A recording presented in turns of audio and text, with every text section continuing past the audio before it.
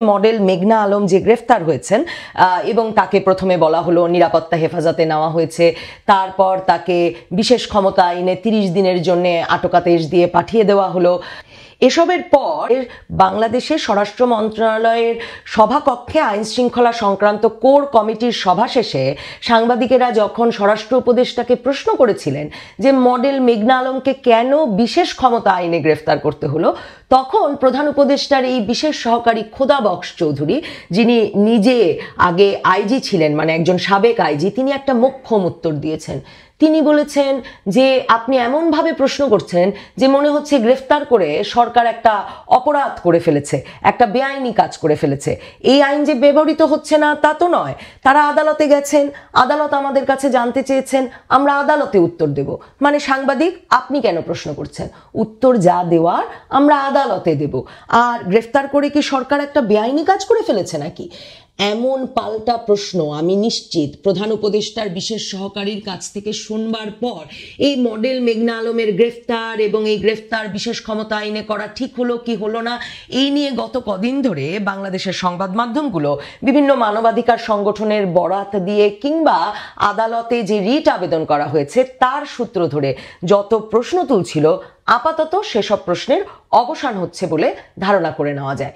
সত্যিই তো সরকার কাউকে গ্রেফতার করতে চায়, সেটা কি একটা বেআইনি কাজ হতে পারে? কারণ সরকার তো বলছে যে তিনি রাষ্ট্রের শৃঙ্খলা ভঙ্গের সঙ্গে জড়িত ছিলেন।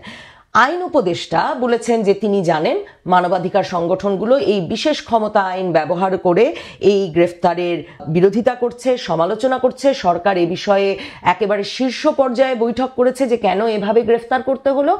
এবং আইন উপদেষ্টা পাশাপাশি এটাও জানিয়েছেন ভাববার কোনো কারণ নাই যে বিশেষ ক্ষমতা আইনে গ্রেফতার হলেও গ্রেফতারটা ভুল।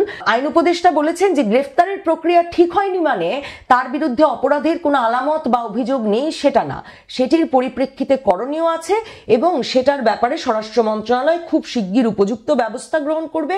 কারণ মডেল মেঘনা আলমের বিষয়ে পুলিশ কিছু তদন্ত করছে, ওনার বিরুদ্ধে সুনির্দিষ্ট অভিযোগ আছে, ওনাকে যে প্রক্রিয়ায় গ্রেফতার করা হয়েছে বিশেষ ক্ষমতা আইনে সেটা হয়তো সঠিক হয়নি। এখন এই প্রশ্নটাই তুলে মানবাধিকার সংগঠনগুলো এই ঘটনাটির সমালোচনা করে আসছিল যে যে প্রক্রিয়ায় তাকে গ্রেফতার করা হলো, অভিযোগ তো যে কারো বিরুদ্ধে থাকতে পারে, পুলিশ যদি তদন্ত করছেই, পুলিশের কাছে যদি সুনির্দিষ্ট অভিযোগ থাকেই, তাহলে সেই সুনির্দিষ্ট অভিযোগের মামলা বা সুনির্দিষ্ট অভিযোগে মামলা না করে গ্রেফতার না করে কেন একজন ব্যক্তিকে বিশেষ ক্ষমতা আইনে আটক করতে হবে? তাও কিনা বৈষম্য বিরোধী আন্দোলন শেষে স্বাধীনতা 2.0 এই সমতার বাংলাদেশে। এই ঘটনার পরপরই বাংলাদেশের ডিবি প্রধান রেজাউল করিমকে সরিয়ে দেওয়া হয়েছে এবং ধারণা করা হচ্ছিল যে ঢাকা মহানগর পুলিশের গোয়েন্দা বিভাগের প্রধানের পদ থেকে রেজাউল করিমকে যে সরিয়ে দেওয়া হয়েছে তার একটা কারণ হয়ে থাকতে পারে যে মডেল মেঘনা আলমকে বসুন্ধরায় তার বাড়ি থেকে রাতের বেলা আটক করে হেফাজতে নিয়েছিল এই ডিএমপি ডিবি। কিন্তু এখন স্বরাষ্ট্র উপদেষ্টা বলছেন যে মডেল মেঘনা আলমের সঙ্গে গ্রেফতারের সঙ্গে বা আটকের সঙ্গে এই ডিবি প্রধানের কে সরিয়ে নেওয়ার কোনো সম্পর্ক নাই, কারণ পুলিশ তো অসুস্থ হতে পারে, হয়তো অসুস্থ হয়ে তাকে সরিয়ে নেওয়া হয়েছে।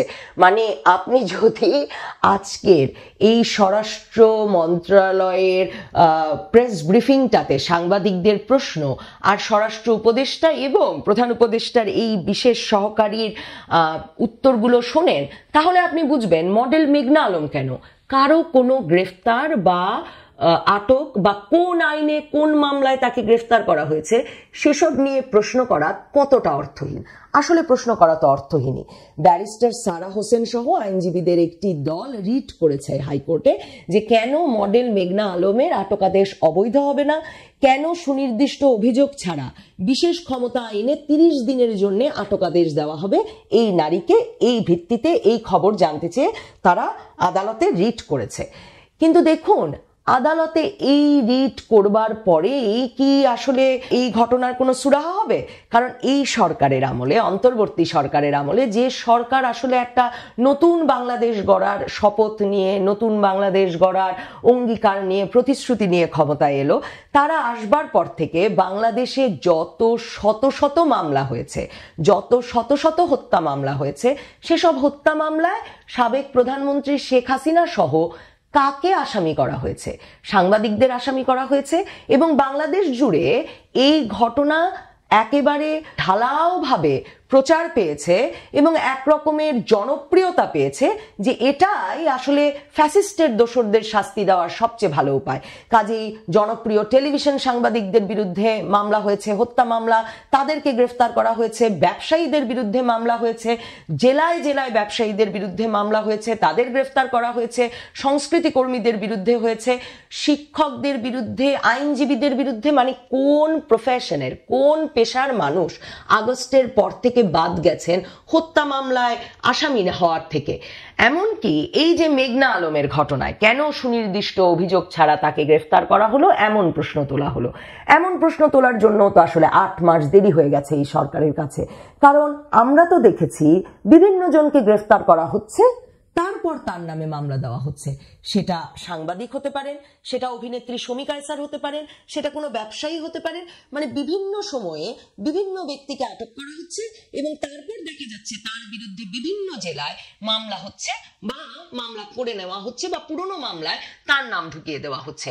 তো এতদিন ধরে আমরা যে সরকারকে এই প্রশ্ন জিজ্ঞেস করলাম না যে কেন ঢালাওভাবে মামলা দিয়ে সুনির্দিষ্ট তদন্ত ছাড়া, অভিযোগ ছাড়া ব্যক্তিদেরকে গ্রেফতার করা হচ্ছে, আটক করে রাখা হচ্ছে এবং এরপর মাসের পর মাস জামিন দেওয়া হচ্ছে না, রিমান্ডে নেওয়া হচ্ছে বারবার।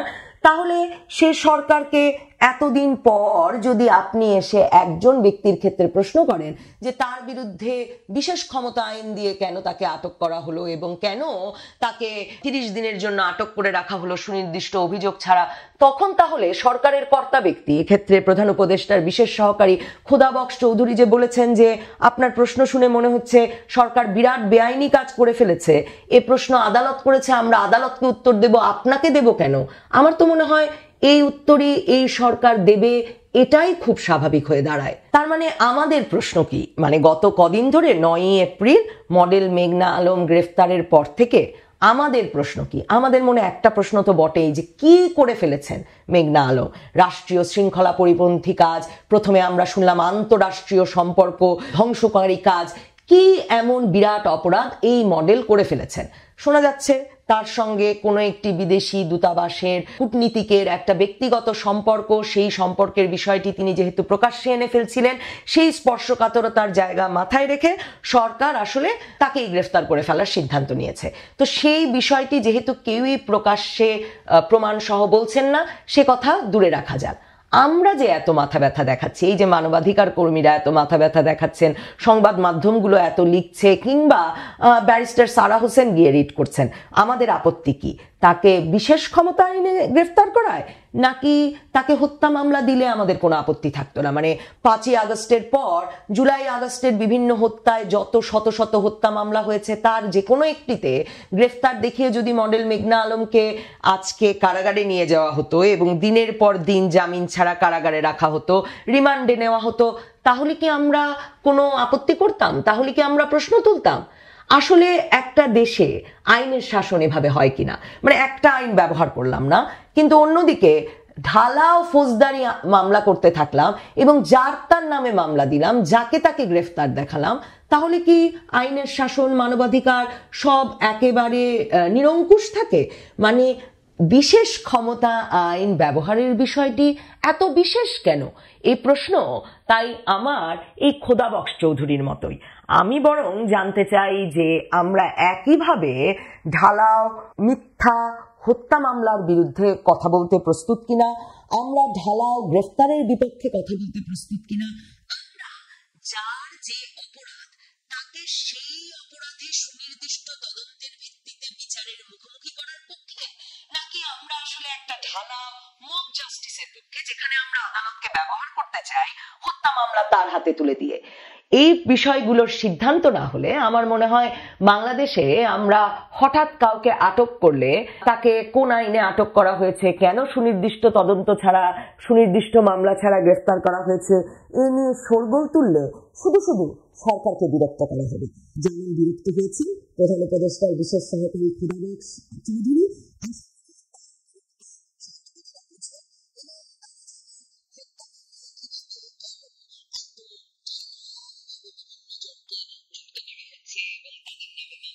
শুনছি যে একে তাকে গ্রেফতার করে তারপর প্রয়োজনে মামলা দেওয়া হচ্ছে, এসব নিয়ে প্রশ্ন তোলেন না। আমার মনে হয় এখন থেকে তারা আর বিশেষ ক্ষমতা আইনে কাউকে গ্রেফতার করলেও হয়তো আর প্রশ্ন তুলবেন না।